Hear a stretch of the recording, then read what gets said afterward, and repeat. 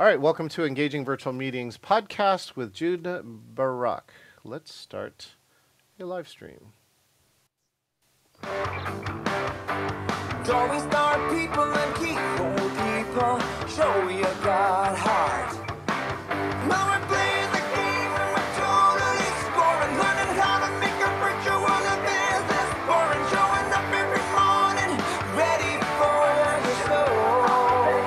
I'ma get ready.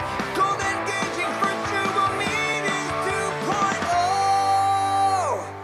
All right, well, happy week to you. We just had an 80-degree day here in Seattle, and what's the good news I have to share? I just discovered I am the National Speakers Association Member of the Year here in the Northwest. If you are a speaker and you don't know about National Speakers Association, make sure and check it out. All right, and the Mariners won last night, so in our short version of baseball, that was actually good. It was 8-1 last night. So, but today we're not talking about baseball, but we are talking about data and statistics and amazing other types of things. Let's welcome our podcast guest today, Jude Barak. Hey, Jude, how are you doing? Hey, I'm fine. How are you? Doing fantastic. I love the bookshelves back there. Can I ask, what's one of your favorite books? Oh, most of them are just sci-fi and fantasy. I'm a geek. So my bookshelf is combined mostly of these books. Who's your favorite in sci-fi? I'm a pretty big sci-fi fan. Wow, I think that Heinlein is one of my favorites. And when it comes to, the classics, obviously. Nowadays, I really like Brandon Sanderson. This is more into fantasy. Ursula Le Guin, she's wonderful. Oh, it's very hard. It's like to ask which one is my favorite child. And then it's all of them, right? Yeah, and it depends also on the season in life. Excellent. Well, good. Well, love to, thanks for sharing, all right, some of your favorites with there. So my friends who don't know you, Jude, why don't you just take a moment to introduce yourself, who you are and what you do? Okay, so I'm a geek, like I said before. I live in Israel. I operate from Tel Aviv. I operate in Israel and outside of Israel. Just came back from Dubai 2 days ago. I love consulting. I love data. I wasn't a data person. I'm what I say a non-numbers or non-data person. But since I've been working for many years as project manager and I needed to always go around data and to present it, I guess that nowadays, or for the past 10 years, I'm entitled to combine all these passion areas of mine, which are consulting and data and analyzing and presenting. So that's what I do. I mostly work with either startups on developing their presentation, investor decks, companies that need to show their board of directors how well they did, and especially when they need decision makers to say, I do, or sometimes even I don't, depends what they want to achieve. And that's what I do. Now, sometimes it's harder to say I don't than it is I do, right? Like if you're an entrepreneur, you're used to saying, all right, we can do this, whatever. But learning how to say no to the things that don't make sense in your company and having the data to back it up. Again, some people, I'm sure you've seen too, where people, you give them the clear data and they still do it anyways, right? Yeah, but mostly, I think I have the luxury that once people come to me, they already know that they don't know. And this is that's great. So they come and usually they do take my advices. Obviously, my advice needs to vary according to the people.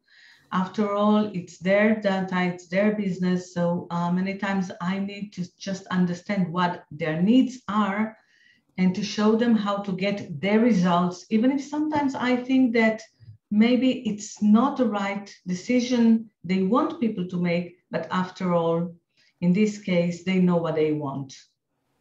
So my experience in presenting data, I did get to meet Edward Tufte while I was at Microsoft, right? Wow. And I did use his material, right? The things that I've learned in presenting data was that number one, you got to tell a story.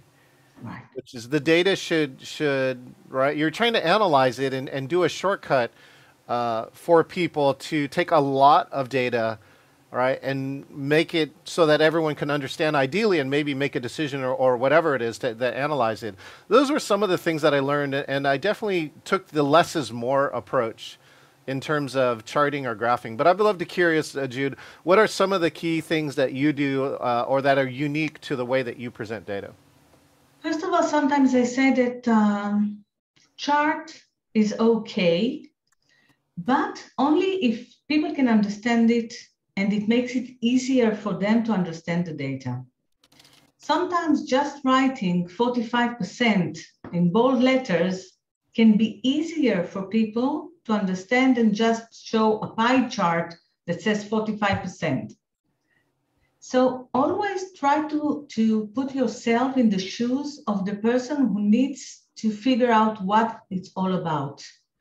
And sometimes to tell a story is easier. Sometimes to take large numbers and chunk them into smaller numbers. So yeah, it's not 100% the data. It's a little bit of a lookalike data. But think about what you want, what the message is, or what the story. And yeah, I do agree, there is a story here. It's funny. I just came back, I told you I came back from Dubai and I gave there a lecture to executive assistants of the largest companies, I guess, global companies. And I started by telling them what's this technique that's called storytelling. You know, there's the hero's journey. It's a very well known. So I was talking about it. And then I just marked, you know, like an X on the hero's journey. And they said, no, we're not talking here about, you know, Lord of the Rings and Frodo and Gandalf. But still, we need to tell a story to just, you know, show the data. It means nothing. You have to give it context. You have to make it animated many times so people can see a process, not just data. You want to just send data, send the Excel file, you know, draft the chart on the Excel file, great. But I don't think that when you talk to other people, when you're in front of other people, that you just need to show data, present insights. Let the data back up your insights, your story, your goals, your decision the decision you want other people to make, not just the data. And it's funny because many times I say, don't present the data, just use it as a backup. So I'm kind of curious too, because I now finally in the last 3 years have done significant work with Saudi Arabia, and many people here in the United States are intensely curious because most people do not have a direct connection or have not yet visited places like Dubai or Saudi Arabia. I'm curious if you could tell me like what you found similar or what you found different in the two cultures. Like for me, it was different in the way the class interacted. Like they did start out generally more quiet, and then they would start to, like if you could gain their trust, they would open up. The universality that I loved about it is that the Saudi Arabians have the exact same challenges in team building, right? Communication and trust are still like the top challenges, and that universally, was still there in Saudi Arabia during my time teaching them team building. I'm curious what you saw. So in Saudi Arabia, I haven't been there. Unfortunately, we still, Israelis cannot travel to Saudi Arabia yet. Hopefully it will change.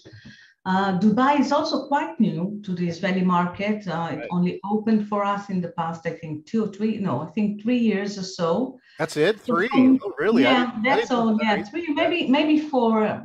Yeah, it's recent. Yeah. So I didn't really know what to expect. For me, Dubai was a very pleasant surprise because I was expecting a traditional society. I was expecting, even dressing up, I took, longer sleeves. Right. But getting there, it's such a cosmopolitan city. Right. I don't even say about how modern it is. The whole Dubai city, I think it's maybe 20 years max. Mm-hmm. So it's very modern. But everybody there is so tolerant and everybody's accepted. I was really, really enjoying seeing most of my participants were women, as I said, executive assistants, mostly women. Yes. And one of the lecturers asked them, "What do you like about Dubai?" Because some of them were from Dubai, residents in Dubai, and the other came from other parts of the world. Yes. So all those women, they started by saying safety, safety, safety. Yeah. So the next day, I just took a few of them aside, and they said, "When you say safety, what did you mean by it? Because we don't think about it." So some of them come from other parts of the world, and they say that for them as women walking in the evening after dark, they don't feel very safe. And, culture-wise, it's not always very appropriate. While in Dubai, you can just walk whenever you want, wherever you want, however you want. Wow. But on the other hand, people are so respectful that I haven't seen men or women, just walking in shorts and tank tops or something. Mm-hmm. So it was so nice to see the respect both ways. Now, when it comes to the actual business life or like you say, training, I think it's universal. People start when they're very quiet, they keep to themselves. And, after a few hours together, they start joking a little bit and start sharing their experiences. Yes. On the second day, we can already talk about challenges that people have.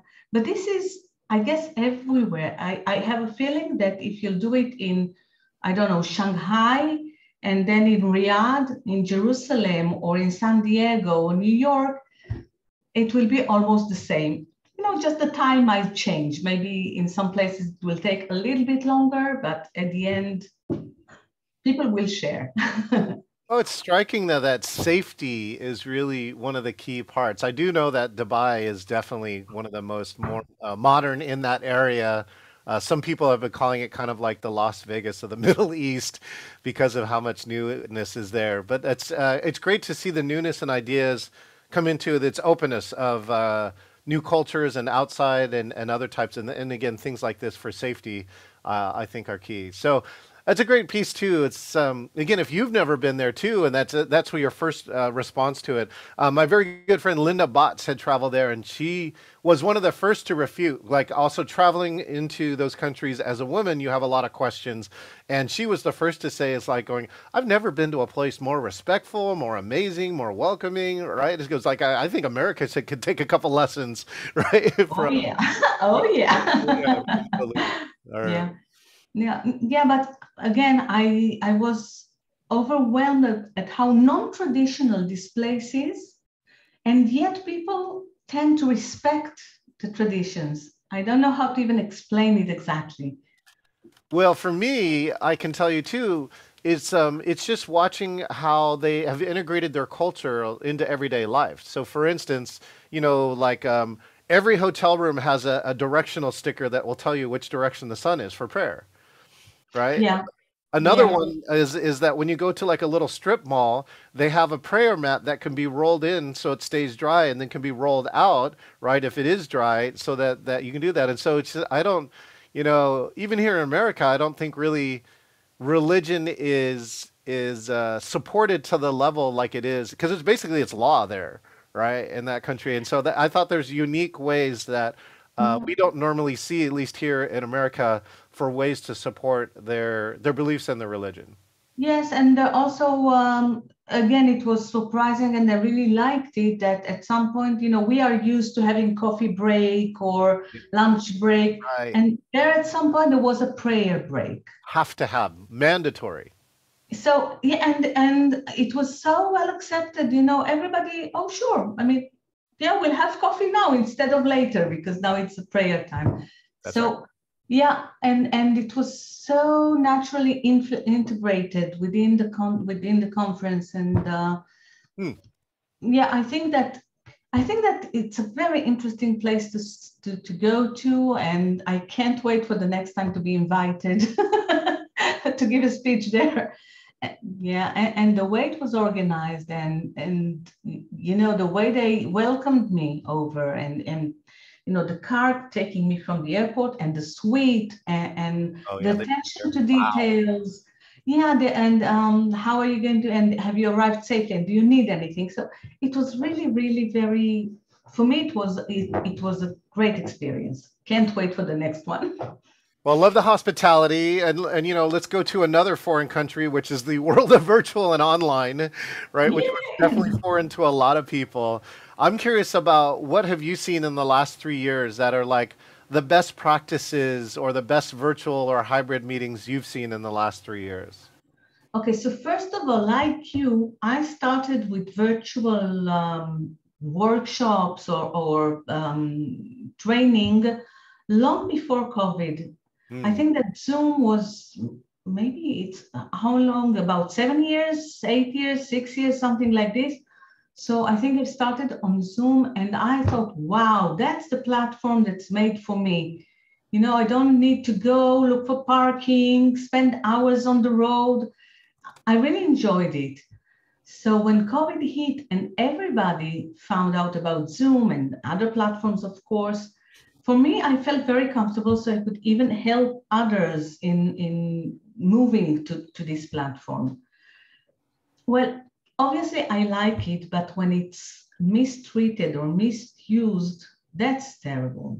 I think that many times people think that if they're on Zoom, it's like, okay, so I'm at home. I can eat now. I can just, lay back on the sofa, chat with somebody else over there. And this is something that for me, it's very disturbing. How do you feel about it? It introduced, we're talking about culture, right? It introduced a whole new set of cultural norms and misnorms. And what I mean by that is that one is now, I discovered Zoom 2015. I've been online for, of course, 35 years.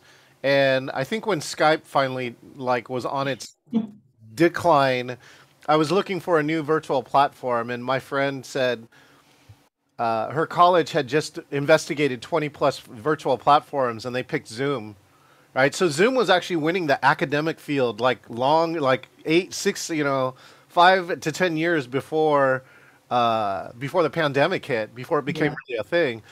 And they were just quietly knocking it away, but doing it because they had better features. They had breakout rooms very early on, all the things that the academia was asking for. And so we started using it on an everyday basis.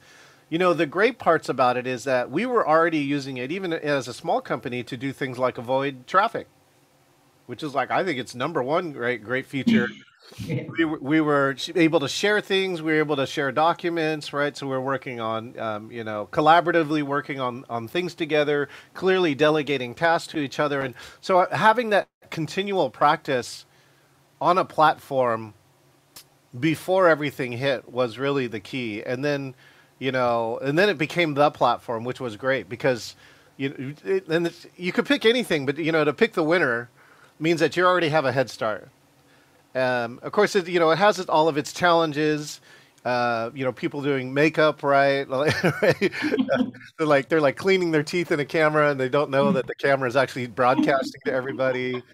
And we've categorized some of the worst, right? Some of the worst people going to the toilet, of course, while still in a meeting, not knowing their camera's on, and we've helped some of those things. So I think it's just like anything. Right. It's again, when you travel to a foreign country, you don't know if the most innocuous act would actually offend somebody on the other side if you don't know their culture. Right. And so what happened is that everybody was developing the culture at the same time. What I love to tell people is 330 people moved to Zoom within 2 months in March of 2020.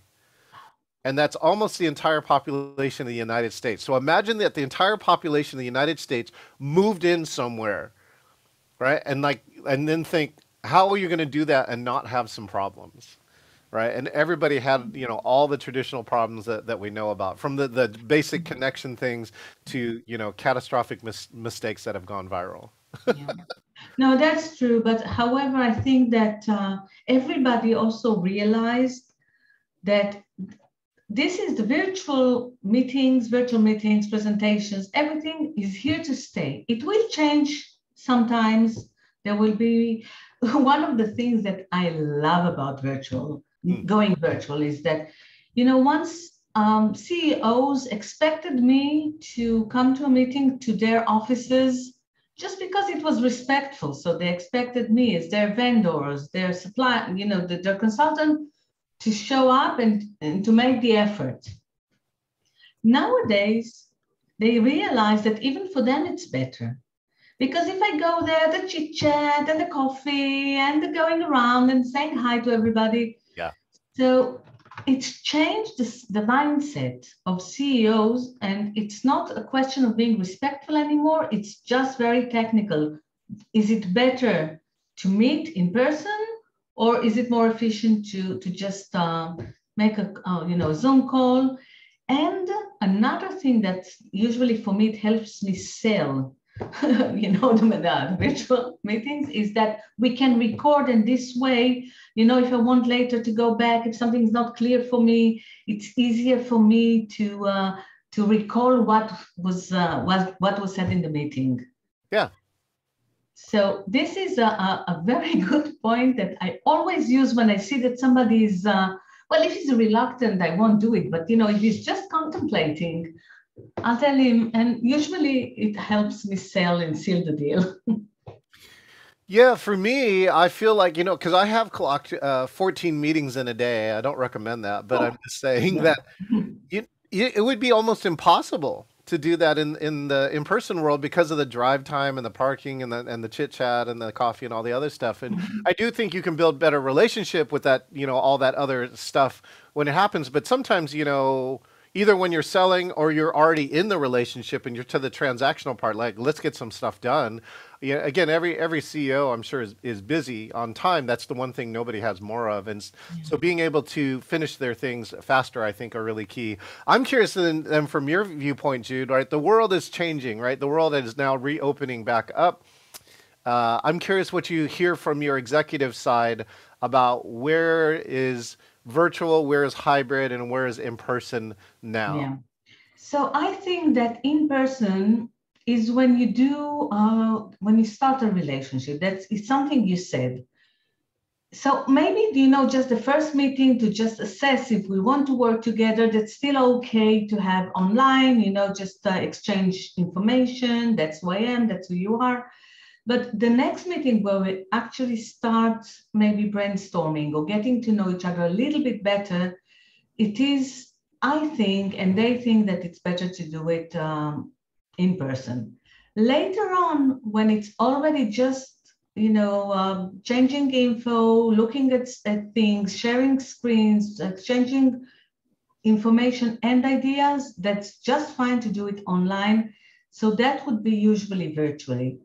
Hybrid is something that I feel, or at least from what I can see here, it's still not 100%. It's difficult. Let's say it's more difficult to be hybrid than either virtual or in person, because those people who are online, they get forgotten in a way. And the people who are in the room, they tend to talk to each other. So hybrid is still a little bit mystery, if I can say. And I guess that this is where your expertise can assist a lot of these things, because virtual, okay. In person, okay. I think that the challenge is hybrid. Yeah, that's a great one, Jude. That I'm hearing two key things, which is hybrid is challenging, and the other one is hybrid is too expensive.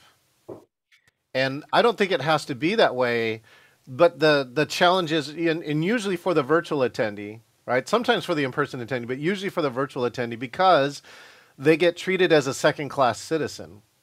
And what I mean by that is that some meetings run all the way through and they forget there's even a virtual audience, right? So you need a skilled host or facilitator or presenter who's going to change their style slightly to remember there's a virtual audience, right? You have to pay attention back to the same things like chat or whatever else that you have. The other one that I find all the time, in-person people forget about the virtual audience, and usually it's with a microphone, right? Which is that if an in-person starts talking and you have a setup where you have usually like handhelds or lavalier microphones, nobody can hear them. Nobody can hear them. And so therefore there's this whole segment where the speaker's doing this and it's like, yeah. All right. And it's like, it's like that person's on mute, compared to everyone else. And so you just lose a whole context. And I find it's one of the most requested things when I'm a virtual MC is for them is going, Micah, repeat the question, Micah. And then the speaker, right? Even though we coach them all, most speakers, probably 80% of the speakers are not like hybrid forward, meaning that they remember to repeat the question in a way that the virtual audience can understand. And then I'll even to give an auditory clue saying, right, is that we're taking a question from the in-person audience. They don't have a mic, but so I'll repeat the question. That's all they have to say to let the virtual people know they're taking care of it, but almost nobody does it. Yeah, so I guess this is the big challenge, really. And what I have seen sometimes when it's just in a conference room, in a small meeting room, not in a conference, but in a meeting room, some of the companies already have the proper equipment. So they have the mics, the mics in the room. Big array in the room, yeah. In the room, and even more than one screen when different people can see the virtual audience. And nowadays, I think that at least Teams, and I think that Zoom as well, enables you to sit everybody together. Right. Yeah. Yeah. So that is one of the things that I'm working on. I actually built what I call hybrid in a box. And hybrid in a box has a high-end computer with 3 screens total. It has a total of 8 remote microphones. Comes with its own streaming. And so now I can roll a box in and start producing a high-end hybrid within an hour, because everything is all plugged in and set up. That was the challenge that I was having, is that it does require so much equipment that it took me 8 hours to prep it and then set it all up. And now I've got it down to less than 60 minutes. And the key, I think the other part too, multi-cameras. Right. If you're going to do a great hybrid, I think you need multiple cameras. And my default is I do like a wide shot of the stage, right? A tight close up so that if you stop walking, Jude, I can follow you. And then the other one that most people forget too, the audience camera. It's so easy, but so many people forget to put an audience camera in, and because they want to know what it looks like, and I also want to know who's talking when they're asking a question. So. I think that, well, I guess that both of us have enough seniority in the world to remember how stages used to be once, when we didn't even have big screens for presentations. But later on, most conference rooms and the convention centers already had those little monitors where the speaker could see his notes, and you already had maybe 2 screens, and the presenter was in the middle. So I guess that maybe in the next really quick time, maybe a few months, maybe a year or so, I guess that the conference rooms, they will have to manage it and to start having all this equipment as a built-in equipment. Just like we nowadays have these monitors, we have these mics, we have all the equipment, it should be really as a standard issue when you have a conference. The problem might still be in the corporates, because they tend to have nowadays a lot of meetings, whether are smaller meetings or larger meetings. And this is where they need a lot of assistance, like the one you give. I mean, I can already think about at least 4 companies here in Israel that could use a conversation with you to explain to them how to do it correctly. Well, I got to meet the people at the Coca-Cola learning facility, and it's really cool that they have made a purpose-built studio for this. So they have the wide open space. They can put their product, let's say the fountain dispenser training is something that's super important to them. So they have multiple camera angles they can go through, and so somebody can present this. They can do it live, right? So that means they can take questions from people around the world because they're an international company. And so I thought it was great that they were using, some corporations, especially corporations, because they got the budget, right? They are going forward. They are looking about how to use that meeting and that training in a futuristic way, so it's better. And again, I think it's better too, because a lot of times they can centralize that training and not have to drive and fly to all these places. to like train everybody. You know, with that, Jude, I think you may spend a good portion of your time looking at the future. I'm curious, what do you see as the future of virtual and hybrid in your world? Again, I think that both of them are the future. It's not that we won't meet in person, and it's not that there won't be conventions, because people like the networking and the gathering. So I guess that we'll still have conferences in person, but there are a lot of people who won't be able to participate, whether it's time issue, flight issue, political issues, any other things. So hybrid is the future. 100% hybrid is the future. It's like a little bit when I talk about AR, not AI, AR, virtual, I forgot now the name, you know, when you see things through those lenses. Augmented reality, AR. Augmented reality, exactly, AR. I'll take future tech for 400. Back to you, Jude. Yeah. So AR, it's still developing, and people at the moment still, you know, they just look at it as something futuristic. But at some point, it will also be a part of the virtual and hybrid and world, because many times we'll need to see things that are not just two-dimensional, but augmented reality. I have seen, you know, luckily I work a lot with startups, and I have this, again, it's a love of mine to see what they're developing. And so I saw, you know, with my own eyes through lenses, how a doctor performs a surgery, a robotic surgery, and he has people around him who are watching, learning, and even commenting on different locations while he's performing this surgery. So if you ask me what the future is, this is part of the future. And that's also a hybrid presence where people do things together in different locations with different tools. Well, you know, Jude, one of the things that I talked about 10 years even before pandemic was something I call digitally assisted living, right? Or DAL. And that's where things are better, right? Because they're on virtual. So to me, one of them could be like this. This is where like you can do things like this, which is I'm talking to Jude. Yeah. Jude shares her website, and I can look it up while we're talking, right, and find out here. These are her latest blog posts. She helps in business presentations, investor presentations, right? There's a new service for startups, right? But you're really about presenting complex information and data. And the whole key is, how can I do this, right? People wonder why I have so many screens here around here. And so this is part of this, is that I'm able to monitor, right, more stuff than other people by doing this. And I think it's one of the key advantages. You know, it's the short version of digitally assisted living is right now, is that you can get more information while you're meeting. And then augmented reality just says that you can do it in anywhere in the world, not just in your setup, right? Obviously, I have a hard time doing this while I walk around, but in augmented reality, that you could be getting this type of data all the time, the time. So this is a good question. Then I would love to hear a great story about you.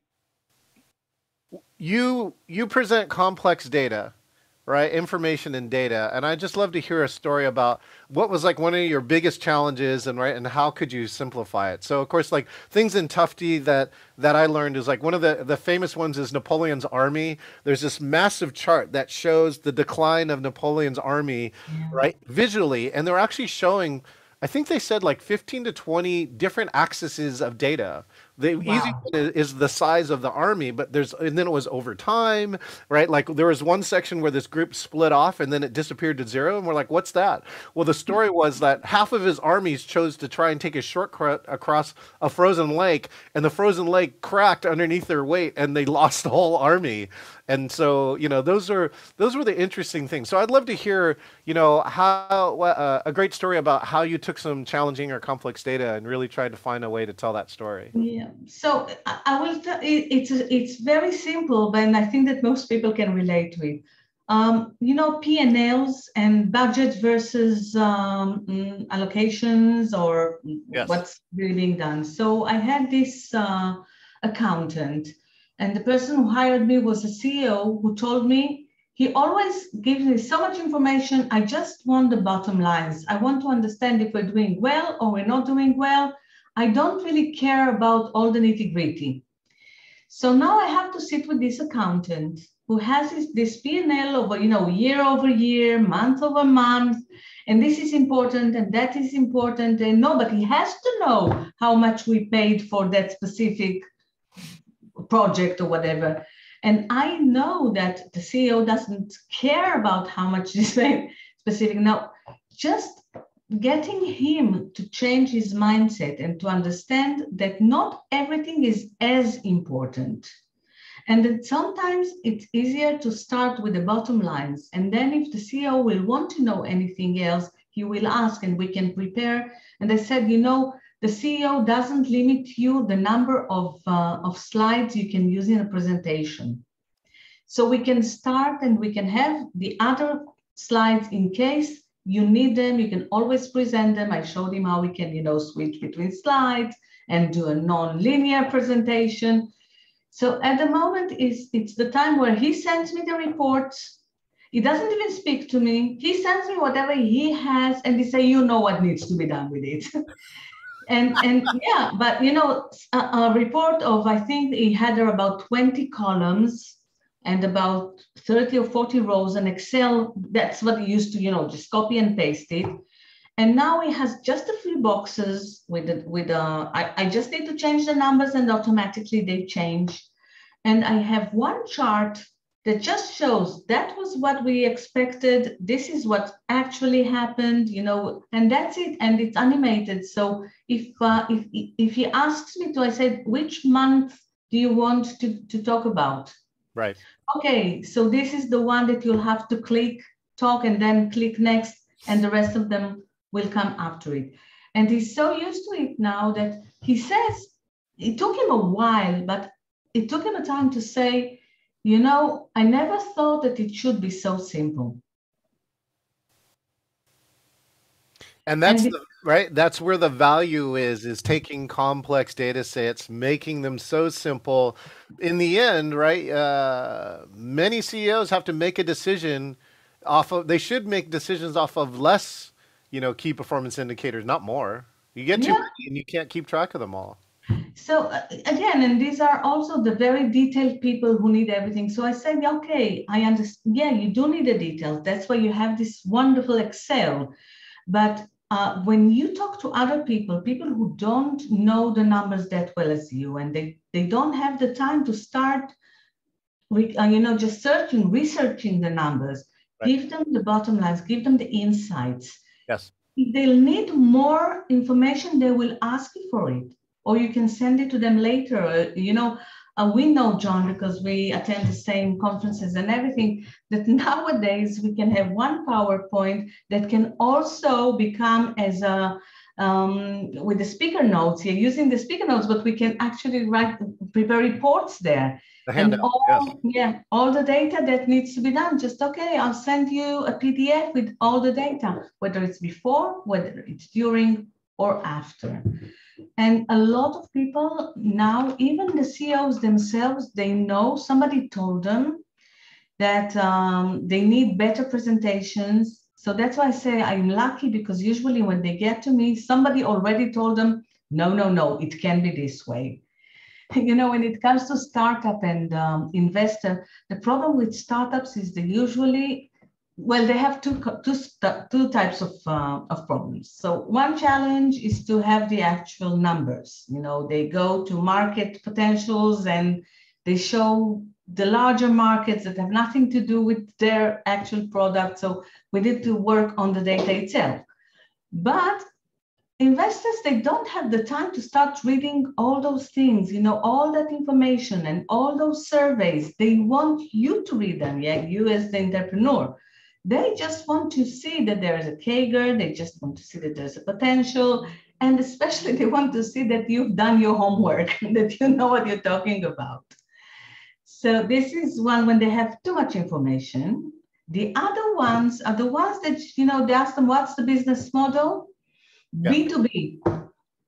Okay, B2B. So, and how are you going to make money exactly? And things like this. So yeah, this is one way of, it is complex information, it is complex data, and we have to make it simple enough for an investor to say, okay, I'm interested.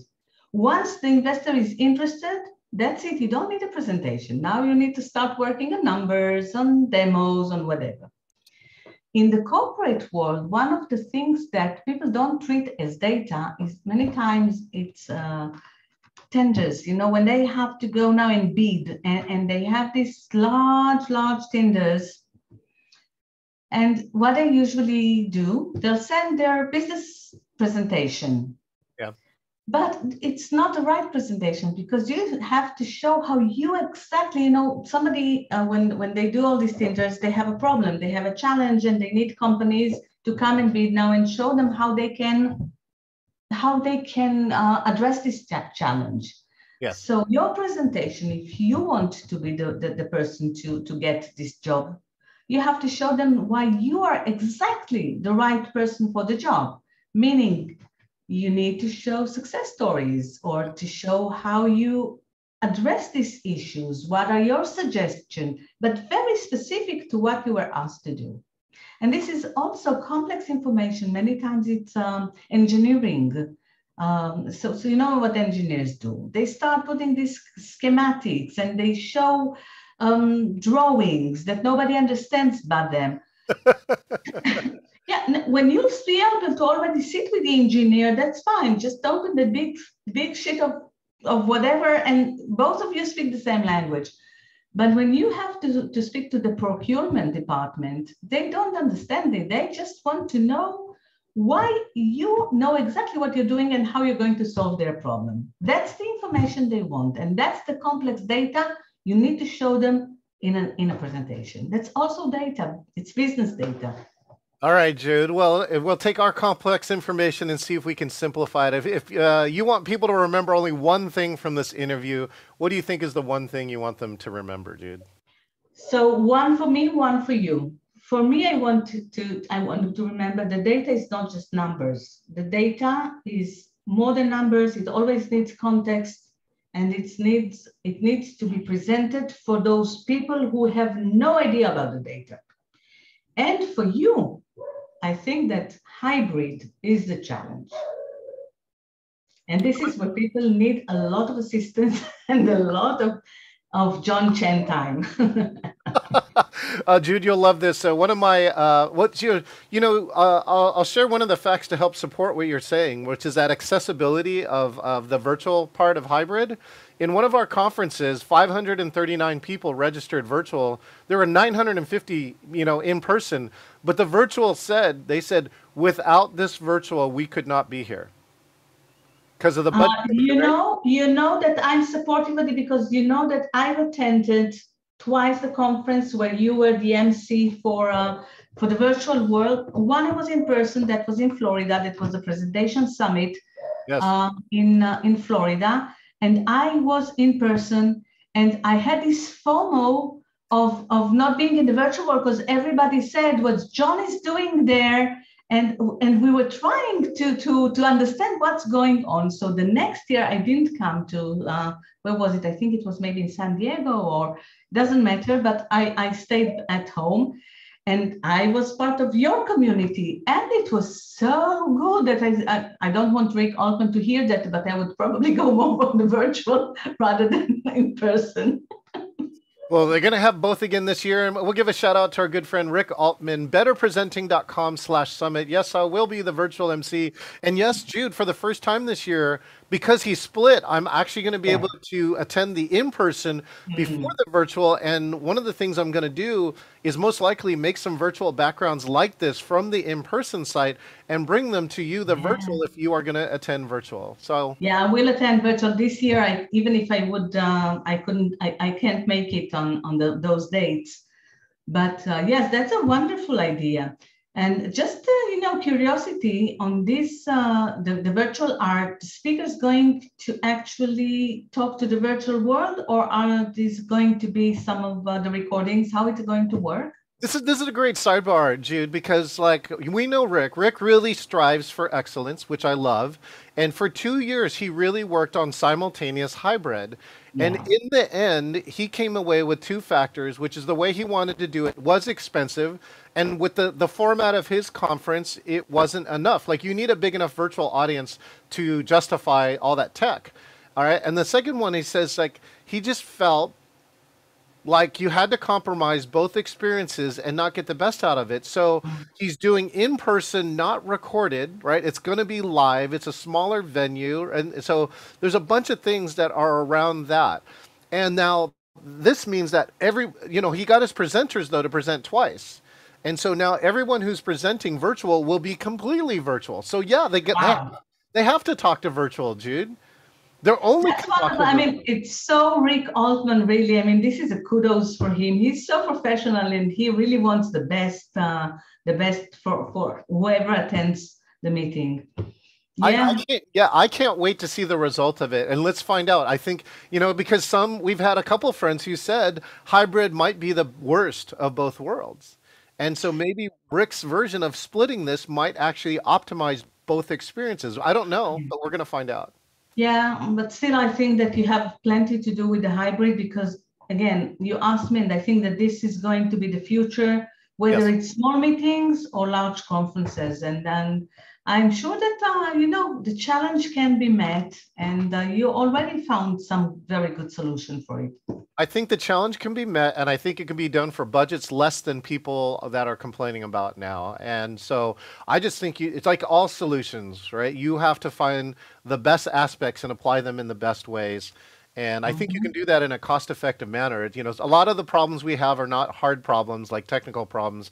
By the time they're done, they turn out to be soft problems. They're human problems that, right, we're just not doing it right, or we don't have the, practices to do it right. So, Yes, because I think that once again, I'm thinking more of the corporate world at the sure, moment, but sure. I think that this is just a one-time investment, to just create a good meeting room when people can have good meetings, hybrid meetings. Yeah. It shouldn't really be such a high cost. I mean, just once you need a few cameras, you need a few mics and a few screens and somebody who knows what he's doing and how to train the people, and that's it. So it's not such a big thing, but people need to be aware of it. And I'm so glad that you are raising the awareness to this type of meetings because everything is educating people after all.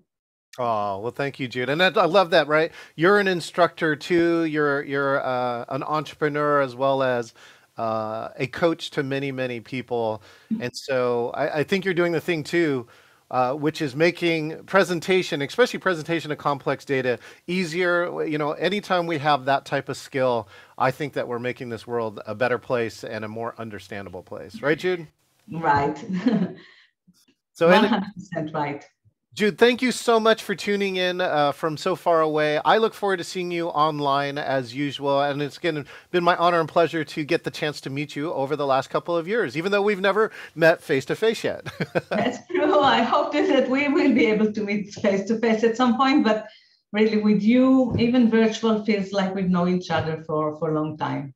Okay, wait, then would this be the right sign to show today? L'chaim!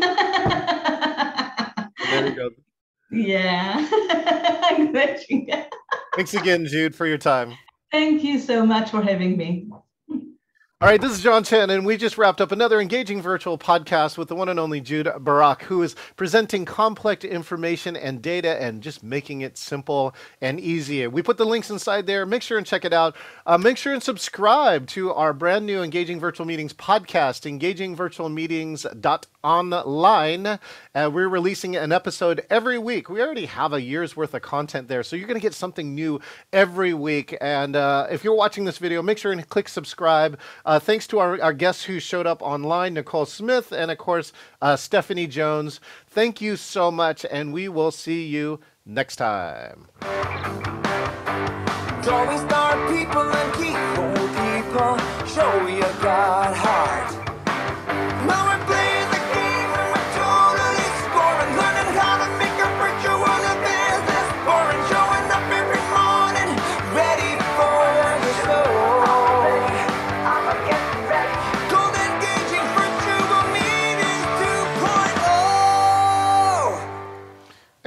live stream is out. We'll come back here. There we go. Great job, Jude. Thank you. Thank you so much. It was a pleasure. Time flies when you're having a good time. Oh, well, thank you for that. Yeah, I've been working on these interview skills for quite a while, and I think the key here is like I tell people like, how hard is this interview? And I'm like, there's only 3 questions. And then everything else is just like I said, we just make up along the way. So Yeah, it's just a conversation between 2 people. yeah. In the chat, I already put your link to the recording. So Wonderful, yeah. click that link in about 30 minutes, and you'll have the entire transcript and video and anything else that you want. Okay. Wait, so can I upload it to my YouTube channel?